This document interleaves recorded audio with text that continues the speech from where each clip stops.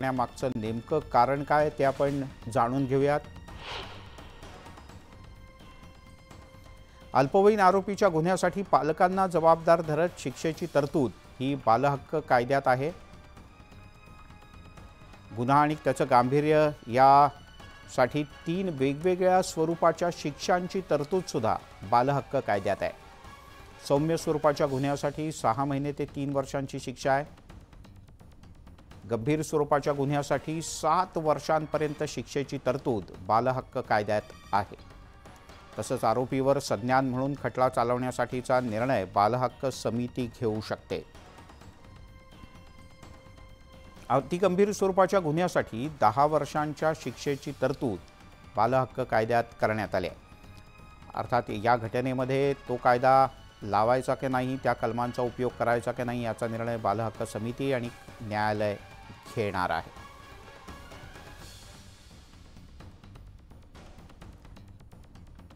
पुण्यातल्या या सगळ्या प्रकरणाची उपमुख्यमंत्री आणि गृहमंत्री देवेंद्र फडणवीस यांनी दखल घेत आरोपींवर कठोर कारवाईचे आदेश दिले होते। तसंच या अपघातातील आरोपीला जामीन मिळाला असला तरी त्याविरोधात अपील दाखल करण्याच्या सूचना पुणे पोलीस आयुक्तांना दिल्या असल्याची माहिती सुद्धा फडणवीस यांनी दिली।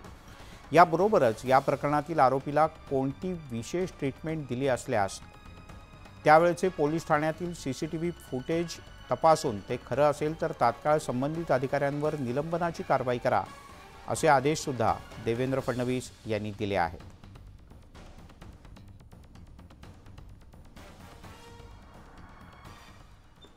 दरम्यान कल्याणीनगर परिसरात पोर्शे कारनं दोघांना चिरडलं। या 2 इंजिनियरचा जीव गेला। यानंतर अनेक धक्कादायक बाबी या प्रकरणात समोर येत आहेत। या प्रकरणावरून आता विरोधी पक्षनेते विजय वडेट्टीवार यांनी प्रतिक्रिया दिली।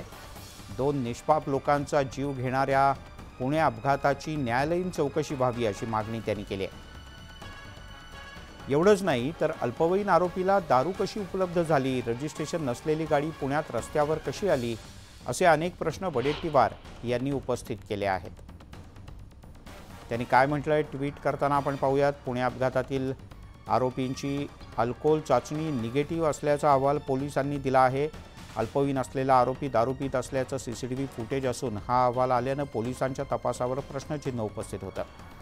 अल्पवयीन आरोपीला दारू कशी उपलब्ध झाली, रजिस्ट्रेशन नसलेली गाडी पुण्यातल्या रस्त्यावर कशी आली, नियम डावलून बार पब सुरू होते का, त्यांच्यावर कारवाई का नाही, यासारखे अनेक प्रश्न त्यांनी उपस्थित केले। त्यांनी असं पुढे म्हटलंय की आरोपी अल्पवयीन हे माहीत असताना त्याच्या वडिलांना अटक करण्यात इतका वेळ का लागला आणि म्हणूनच सदर घटनेची न्यायालयीन चौकशी व्हावी आणि या प्रकरणात पुणे पोलिसांची सुद्धा चौकशी व्हावी अशी मागणी विजय वडेट्टीवार यांनी केली आहे।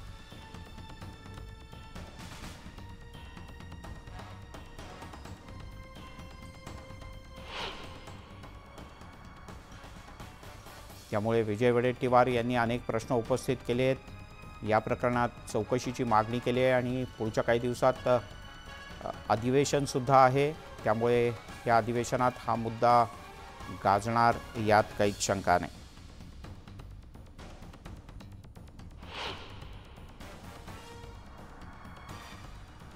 आपण या सगळ्या अपडेट तुमच्या टीव्ही स्क्रीनवर समोर पाहतो आहोत। परवा रात्री 2 जणांचा जागीच मृत्यू झाला।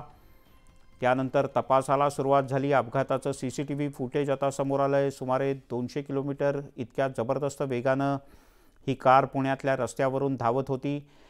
कारला अपघात झाला त्यावेळेला कारनं एका 2 व्हीलरला उडवलं। यात 2 जण, एक मुलगा एक मुलगी, हे दोघेही तरुण इंजिनियर जात होते। या दोघांचाही जागीच मृत्यू झाला।